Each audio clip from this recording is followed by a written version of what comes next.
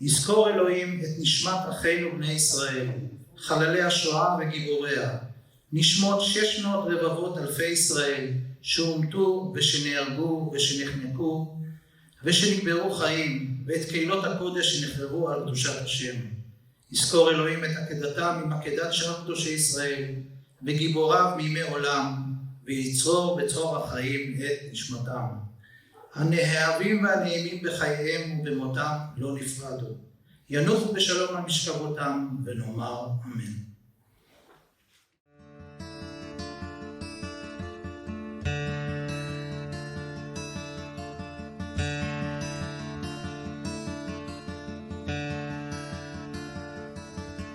לכל איש יש שם שנתן לו אלוהים, ונתנו לו אביו ואמו. לכל איש יש שם שנתנו לו קומתו ואופן חיוכו, ונתן לו האריג. לכל איש יש שם שנתנו לו ההרים, ונתנו לו כתליו. לכל איש יש שם שנתנו לו המזלות, ונתנו לו שכינה. לכל איש יש שם,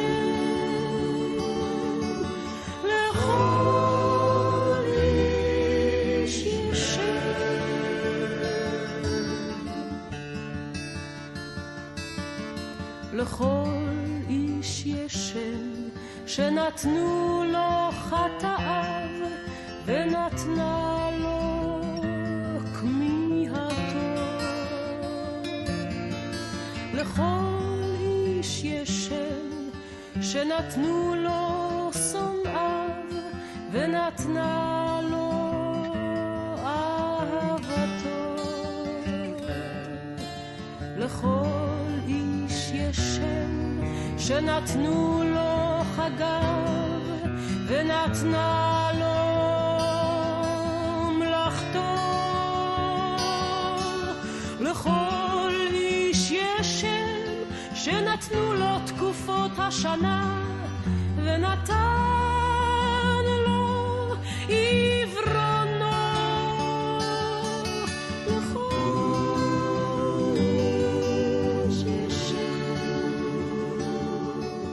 לכל איש יש שם,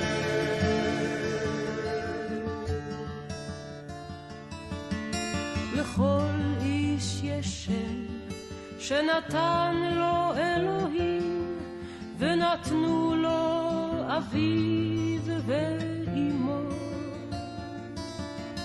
לכל איש יש שם שנתן לו הים, ונתן לו מותו.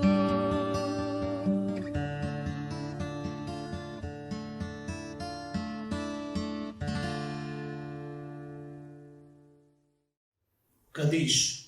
יתגדל ויתקדש שמי רבה, בעלמא דיברה קראותי, וימליך מלכותי, ויצמח פורקני, ויקרב משיחי. בחייכון ובימכון ובחי דכל בית ישראל, בעגלה ובזמן קריב, ואמרו אמן. יהיה שמיה רבה, מבורך לעלם ולמי עלמיה, יתברך וישתבח ויתפאר ויתרומם, ויתנשא ויתהדר, ויתעלה ויתעלה על שמי דקודשה בריחו. לעילה מכל ברכתה ושירתה, תשבחתה ונחמתה, דאמירן בעלמא, ואמרו אמן. יהיה שלמה רבה משמיה, וחיים טובים עלינו ועל כל ישראל, ואמרו אמן. עושה שלום במרומיו וברחמיו, ויעשה שלום עלינו ועל כל ישראל, ואמרו אמן.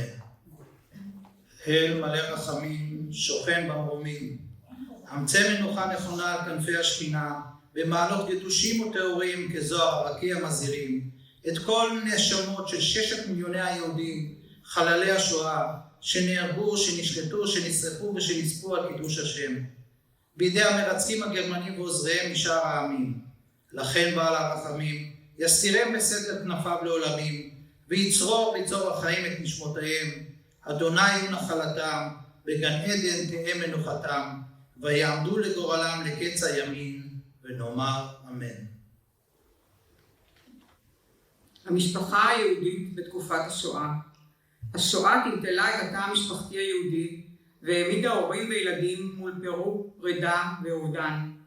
למרות הרעב והפחד, ביקשו רבים להיאחז במשפחה כמקור כוח ושייכות. אך עם תום המלחמה גילו השורדים שרוב יקיריהם נספו ועולמם חרב. שיחה עם ילד, ולדיסלב שלנגל.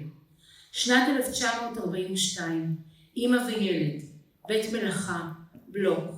הילד פנים סגולות, לאם שערות כחלב. תגידי לי אמא, שאל הקטן, מה הפירוש של רחוק?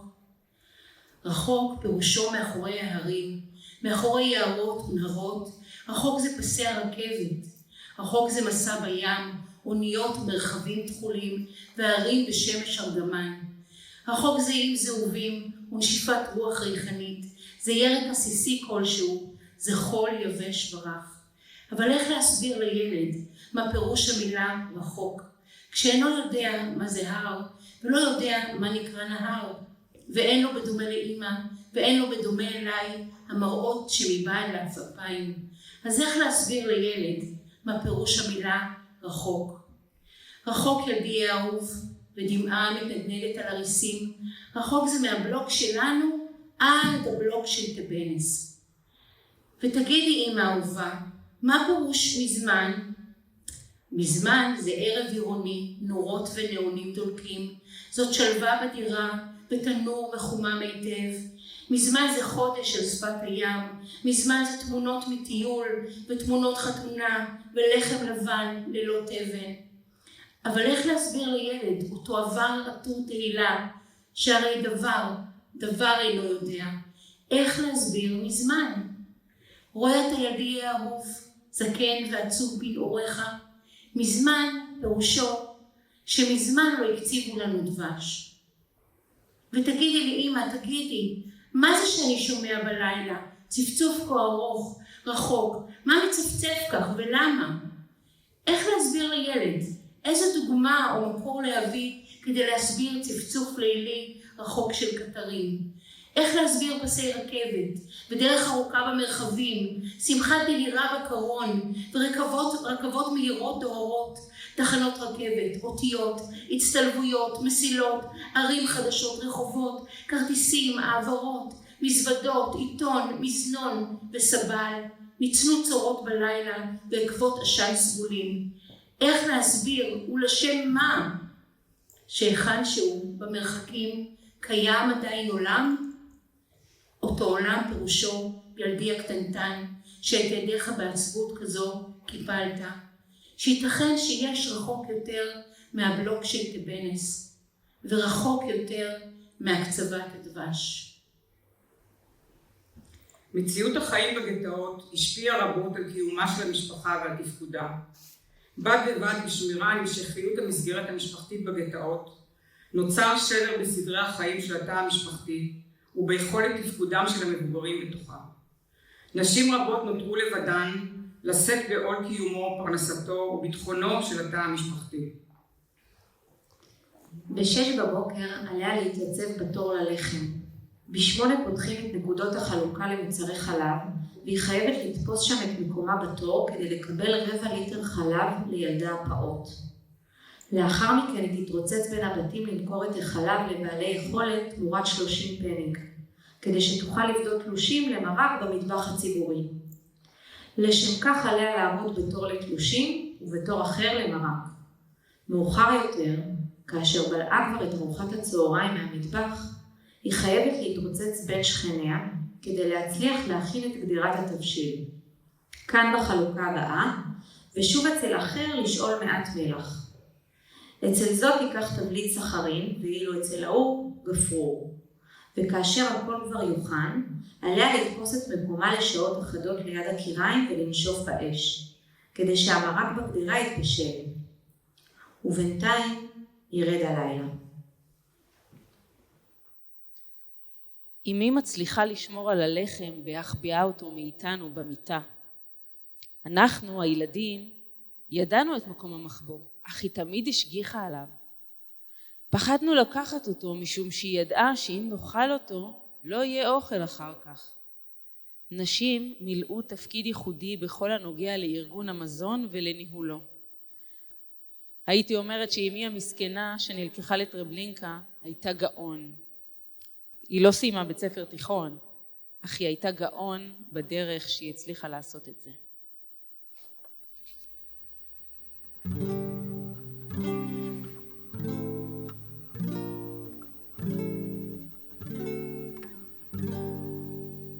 ולכאורה עסקנו בשלנו, רק בשלנו, בלי לבקש גדולות ונצורות, שלווה מופרת וכבר אחרת, ואין טעם לחסות, כי בפתח נכנסות התמורות. מי שצמא לכל מחווה של חסד, אוזנו תופסת, איך הקריאות חוצות את הרחוב. שואל עדיין, שואל מאין, כן מאין כוחות לשאוב.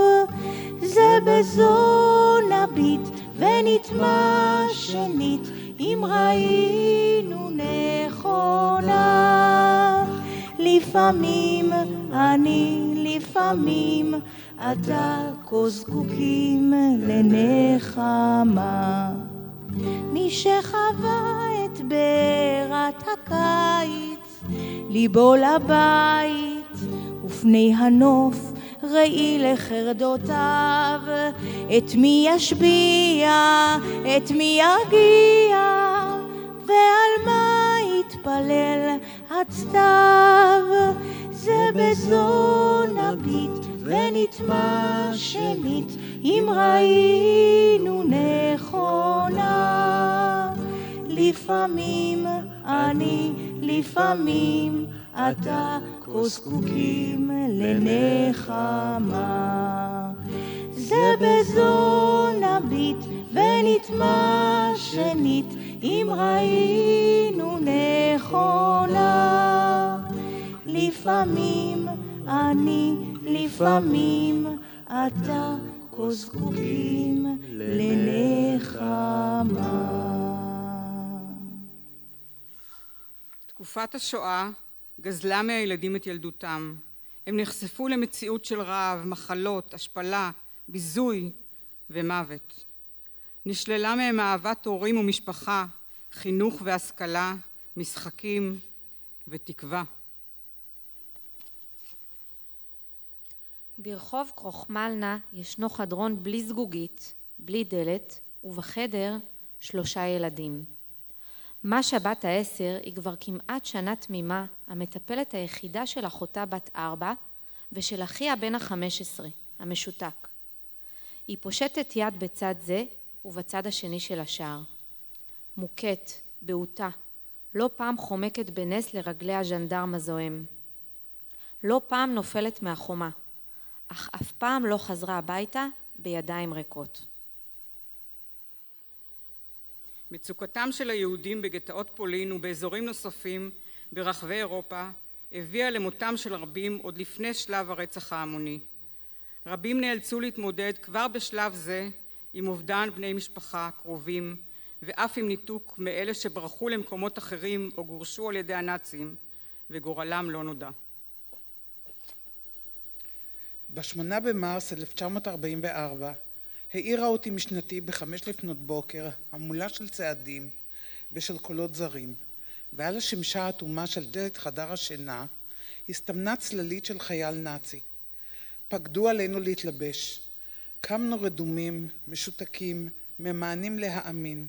בתעודות הזהות המזויפות לא הייתה כל תועלת, משום שגם אותנו הסגירו לידי הפשיסטים, ובעקבות זאת לגרמנים. אמא'לה, תחזרי מהר, נשמע קולה של הילדה הגדולה, בת 3.5. השנייה, בת 11 חודשים. אחרי לילה ארוך של בכי, עדיין הייתה מבולבלת ומטושטשת. תודה לאל, אין לוקחים אותם מיד. הנטע האומננת, שכבר 30 שנה שותפה לחיי המשפחה, קוראת תיגר על איומי הנאצים העומדים לחזור בתוך זמן קצר. היא נמלטת עם הילדות ומצילה אותן ממעצר. מה ניתן לדחוס לתוך תיק קטן שניתן יהיה לשאת אותו למרחק רב? מזון, בגדים, דברי ערך. לאן הם לוקחים אותנו? למזג אוויר קר? אם כך, חשוב לקחת בגדים חמים. האם נקבל מזון? ואם לא, מזון הוא הדבר החשוב ביותר. מה בקשר לזהב או כסף או כלי חרסינה? אם נחליף אותם בכסף, הרי הם הדבר החשוב ביותר. מי יודע? הלוואי שאבא היה איתנו. אורזים בקדחנות חיים שלמים לתוך תרמיל גב, לקחת לקרונות הבקר. לא עוד אריסות, אמבטיות, עגלות תינוק. הכל חייב להיכנס לתוך חבילה קטנה לכל המשפחה.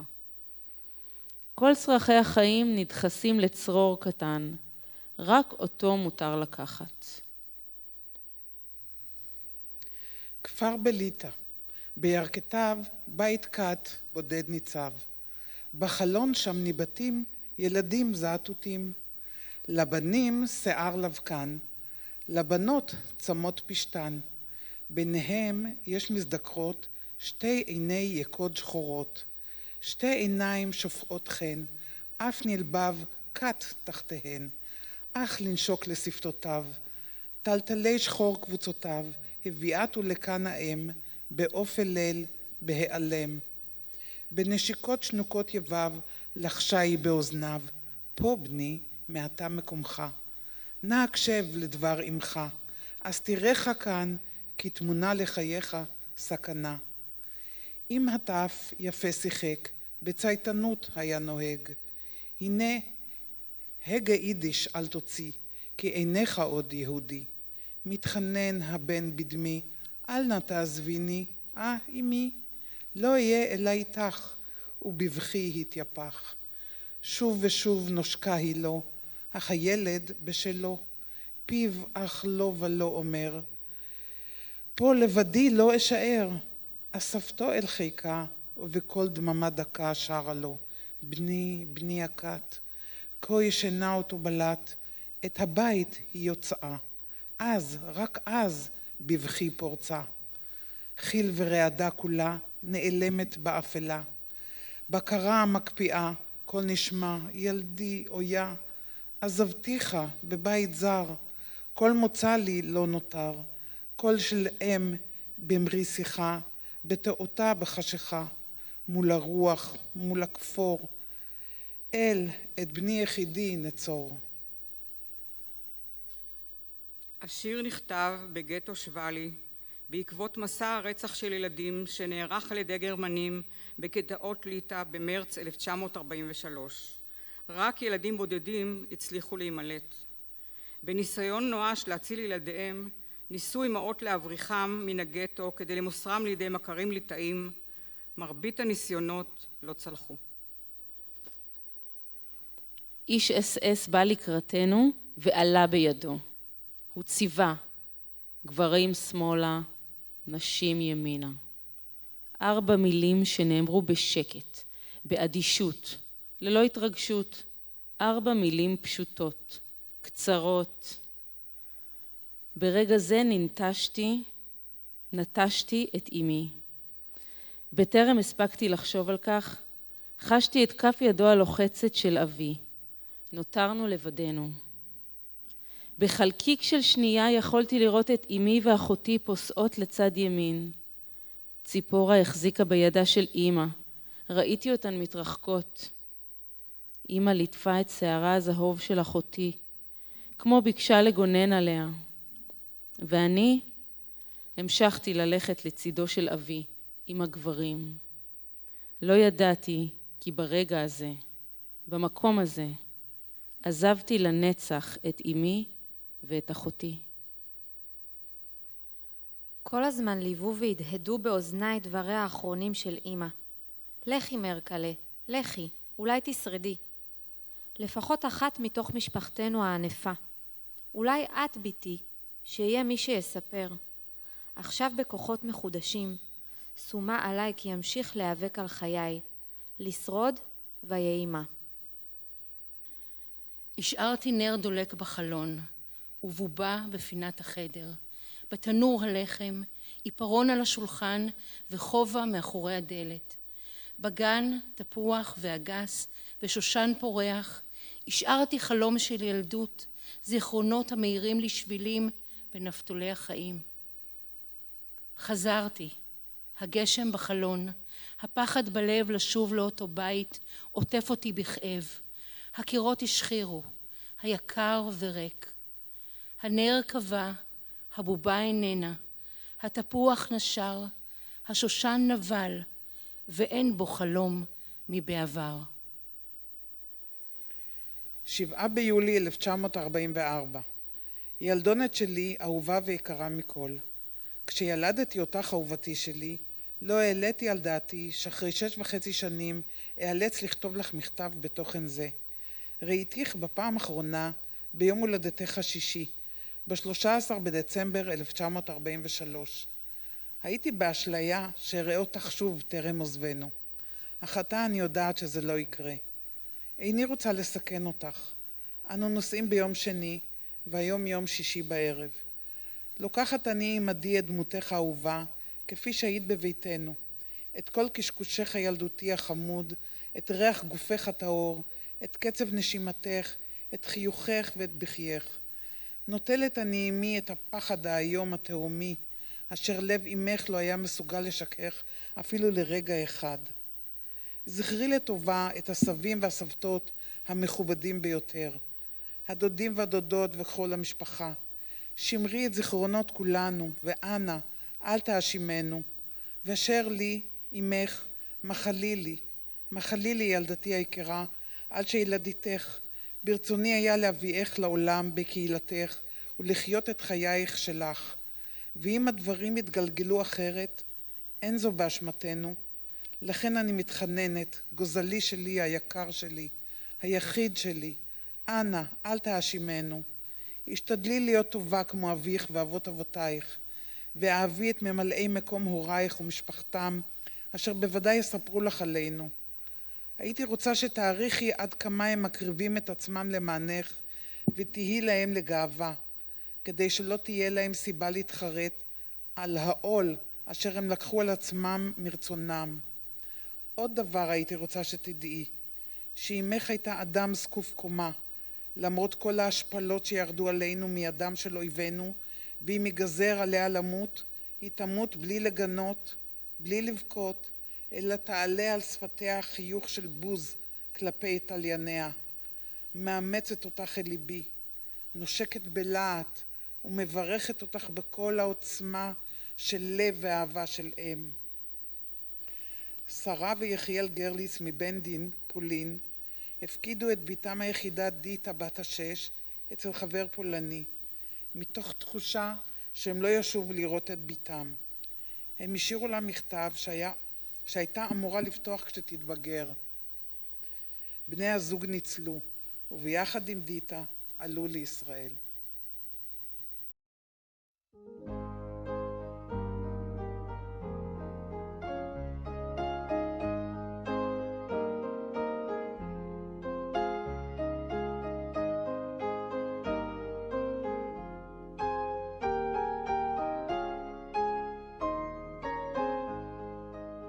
כשאמות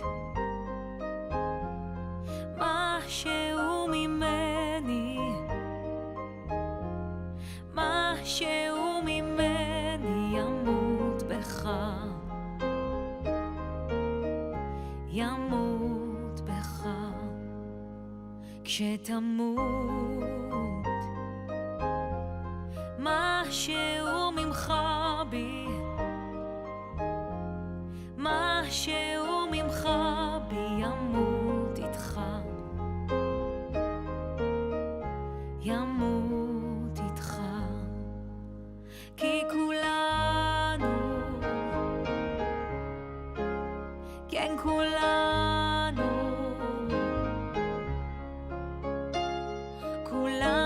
רקמה אנושית אחת חיה, ואם אחד מאיתנו הולך מעימנו, משהו מת בנו ומשהו נשאר איתו. אנו נושאים באחריות לזכור את ניצולי השואה אשר חלמו לעלות ארצה ולהקים מדינה, ושבהפיכת חלומם למציאות תרמו לעיצובה של מדינתנו כבית לאומי משגשג ופורח. לזכור את ניצולי השואה, לוחמי העבר, את בני הנצר האחרון אשר בלב כבול געגוע לאוהבים שאינם, קמו מן האפר, הקימו בשארית הכוחות את מדינת ישראל ונפלו במלחמה על קיומה. הציווי שלנו להאיר את הטוב שבתוכנו, להיות אור לגויים, לא לעצום עיניים למה שקורה בתוכנו ומסביבנו, להכיר בזכות שיש לנו לחיות בארץ בטוחה וחופשית.